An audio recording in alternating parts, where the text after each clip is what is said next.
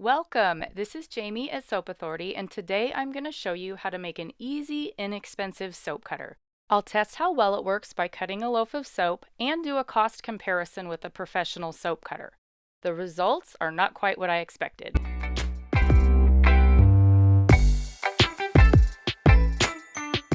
The materials needed are wood glue, a 1x2 wood scrap, wood clamps, a pencil, a permanent marker, painter's tape, a ruler, access to a saw, and a wooden cheese slicer. This needs to be made out of wood. The one I have is made out of beechwood, and I'll include a link below in the description box to the exact one I purchased. And just a side note, you're going to want to make sure your scrap wood isn't warped. Now, can you see this area on the wire where it's wound up? What you're going to want to make sure of is that this part doesn't slice through the corner of your soap, because if it does, it'll leave drag marks on your soap. Now, here's a side view of that wire so you can see a little bit better what I'm talking about. Basically, the goal is to have the soap loaf sit in front of the twisted wire when you're cutting. To avoid that twisted spot in the wire, I need to mark a line on my cheese slicer that's in front of that spot. This is where I will align and glue my piece of scrap wood to the cheese slicer. It's also important to note that the line isn't too far forward, because that will leave less clearance on the other end of the wire. In other words, your wire won't be able to cut all the way through the loaf of soap. I'll give you a visual of that later on in the video. Once I've marked in front of the twisted spot, I need to measure from there to the back edge of the cheese slicer. Then I'll take that last measurement and transfer it over to the other end and mark it with my pencil.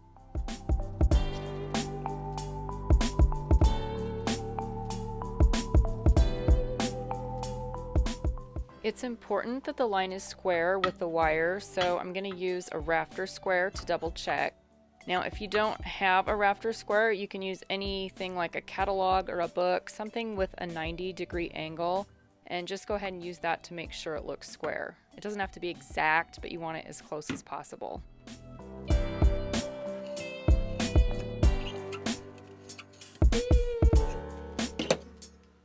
I'm just double checking to make sure my line is parallel to the outer edge of the cheese slicer.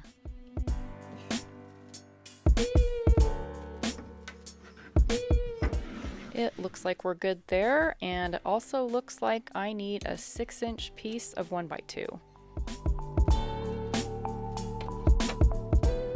This is an extra piece of 1x2 I had left over from a previous project, so I'm just going to take that and I'll measure a 6-inch section, and then we'll go out into the garage and make the cut on the chop saw. Now, if you don't have a chop saw, you can use a handsaw, or maybe you could have a neighbor or a friend cut it for you. I like any excuse to use power tools, so I'm going to use the chop saw to make the cut. Use what you have and what you're comfortable with. And not to worry, I'll lower the volume on the next part so you don't get sound shock.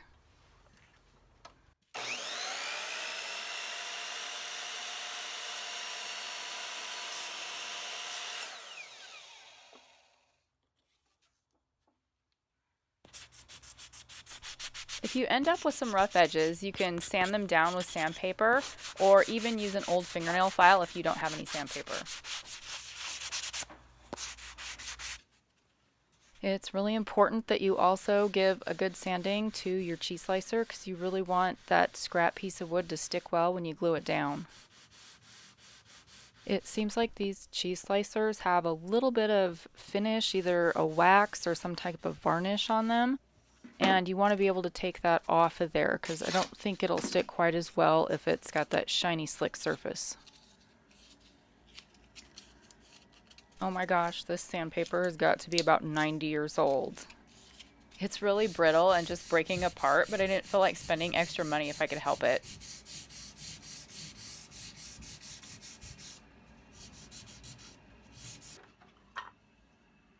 I'm turning the cheese slicer around because what I want to do after I glue it is I'm going to actually clamp everything together onto the table. So the table is going to be clamped to everything, so it shouldn't move at all.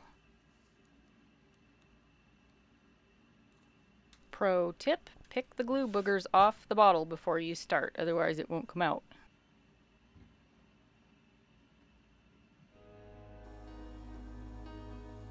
Now that I've got my glue down, I'm just going to carefully set my piece of wood along the pencil line.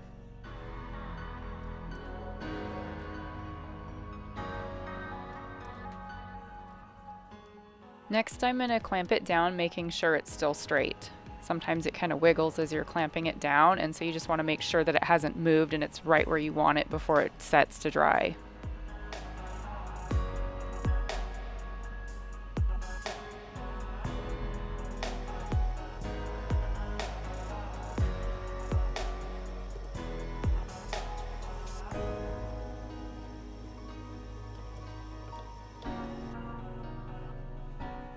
As you can see, the glue has squished out on the side because I put a little bit too much, but I guess it's better than not enough. But I want to really get that out of there because it's going to make it hard for me to get my soap loaf square and up against that wood like I need to, so I need to get rid of that excess.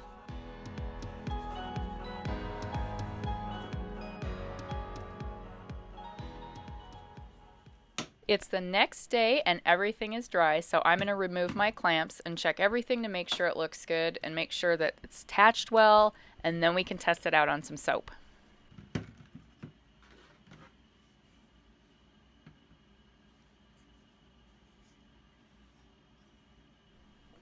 Now you're probably wondering why I didn't glue a 1-inch stop on the other side of the wire. And one of the reasons for that is I want to have choices. I like to have options. So if I want to make a bar that is 1 inch thick, I can do it. Or if I want it 1 1/4 or even 1.5 inches, maybe I want to split a log. I want to be able to do that. I don't want to be locked in place with a 1-inch stop there. So what I'm going to do is I'm going to actually use painter's tape. And I'm going to tape that down. And your painter's tape is 1 inch wide. But what I'm going to do is I'm going to just double up on it, and I'm going to mark a 1-inch spot and then 1 1/4 spot that I can easily see. That's what you're going to use your permanent marker for. Now, the reason I like to use painter's tape is because if I want to take this tape off of this little soap cutter that I have now, I can do that without it making it completely disgusting and sticky.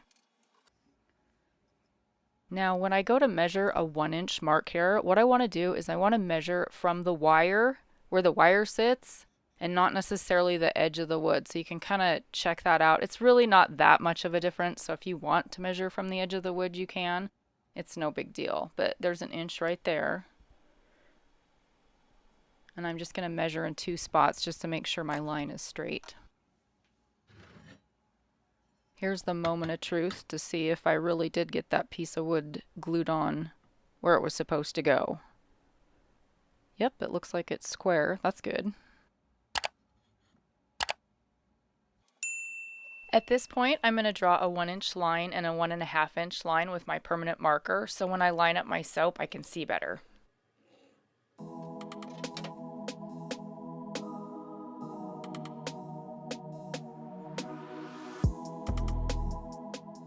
Now, this next step really isn't necessary, but I want to keep this from smearing and make it a little bit easier to clean after I've cut soap on it. So I'm just going to take this packing tape and stick it right over the top of my painter's tape and my permanent marker. And that will make it really easy to clean without rubbing those marks off over time.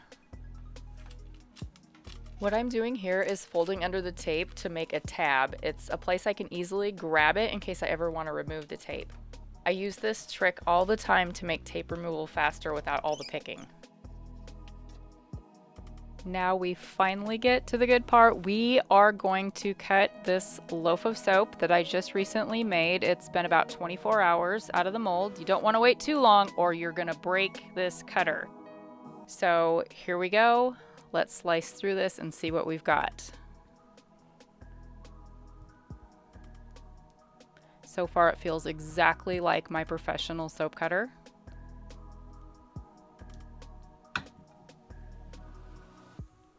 Oh wow, look at that. Nice straight line, clean line.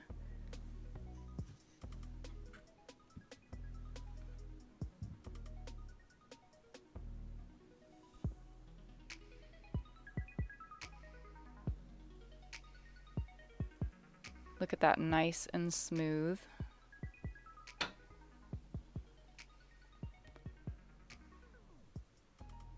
Yeah, there's like no difference in how this cuts at all compared to the professional soap cutter. It's just really smooth, really easy, and I'm not struggling with this so far at all.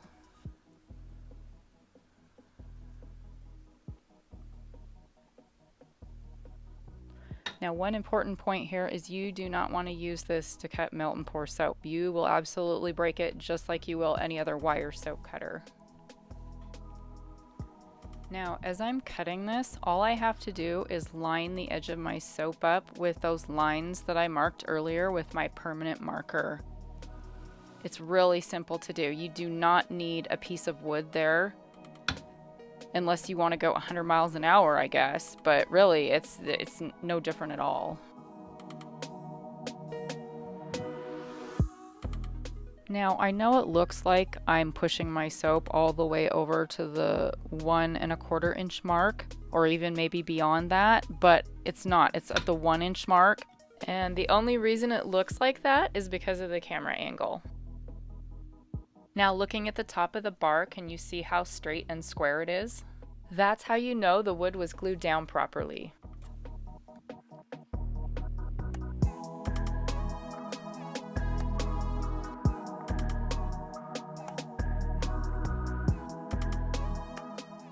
Now watch this here, we're going to run into a little bit of a problem because we don't have that wooden stop. Makes it a little bit hard to cut the final end piece off, so I'm fidgeting with this a little bit, deciding how I want to do this.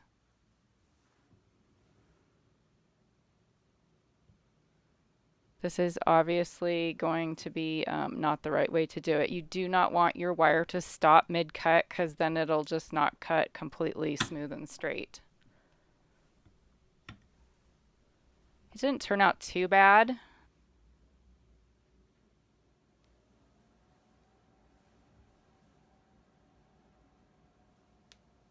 Yeah, you can kind of tell on the bottom there it's not perfectly straight. And it was pretty awkward to do that. So we're going to come up with a fix for that here in just a second.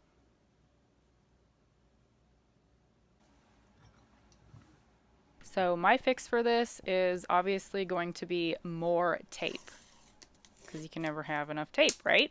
So what I'm actually doing is I am going to put some marks on the opposite side of the wire, and you'll see in a second how I'm going to cut my bar of soap.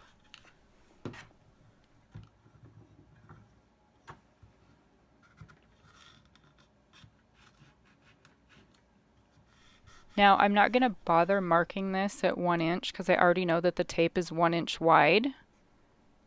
See that?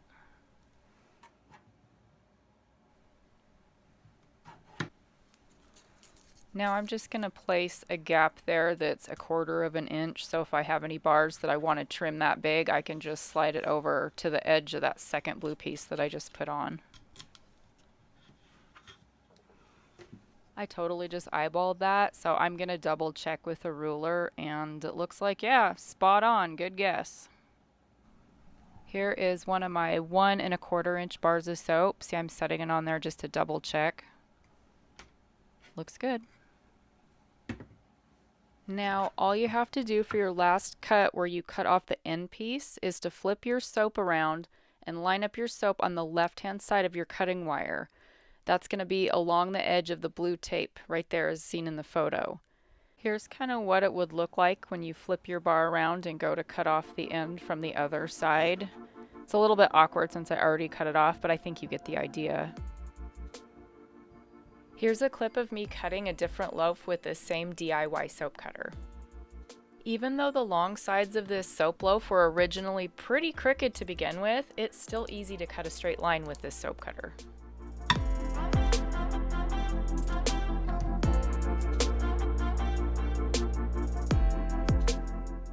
Now what I want to do is check how much clearance I have with some other soap that I already made, and this is from your typical size soap molds, just the loaf shape. And as you can see here, I'm just making sure that I get all the way to the edge of that and it doesn't stop in the middle of the bar.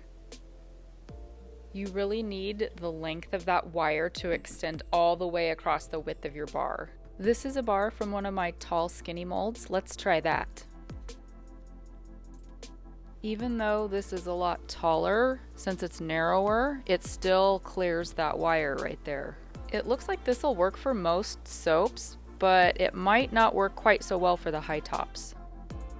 One of my favorite soap molds that fits this soap cutter perfectly is the Essential Depot silicone mold with wire basket. And another one of my favorites is this green silicone soap mold. It's a little bit smaller than the Essential Depot one, and it's really inexpensive and works really well. You can find it on Amazon, and I'll link to both of these soap molds below because I'm really happy with both of them. One thing I really like about this one is the wooden holder for the silicone mold because it provides a little bit of extra insulation. It keeps your soap a little bit warmer while it sets up, which is helpful.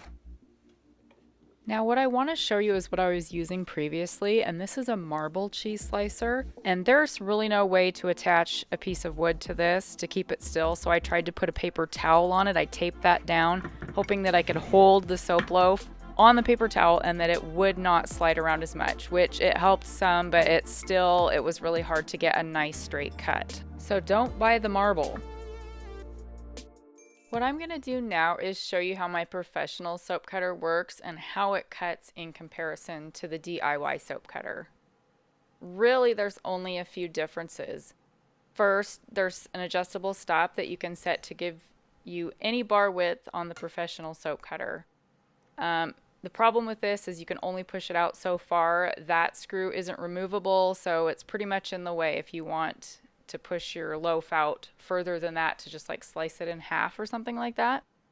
Second, it's got more clearance for your loaf, meaning it's going to easily cut the high top soaps and any soap with piping or embeds that are stacked up on top of it. And third, there's the price. This is a lot more expensive than the DIY cutter made from the cheese slicer. Those are pretty much the biggest differences, and you can see that they are both really easy to use and give nice straight cuts, and I'll show you some of those pictures right now. So here are the pictures of the bars for comparison. Here's the professional cutter results, and I just wanted to point out real quick that the edges of the soap cut by the professional cutter have been cleaned up after cutting, but the bars with the DIY cutter have not. That's why the edges look a little fuzzy. One thing I wanted to point out is cutting the last bar of soap isn't always easier on a professional soap cutter. As you can see, I'm really struggling with this last bar of soap, and I try and cut off the end piece and it's looking pretty wonky. Even with that stop that we've got here on the end, it can still be kind of difficult and it's going to take some practice. The most important difference in my opinion is the difference in cost. So I bought the professional soap cutter on Etsy for $143.78. That included tax and shipping. Now in comparison, my cheese slicer soap cutter cost me only $18.61 on Amazon. I only had to pay for the cheese slicer since I already had all the other supplies on hand to make it.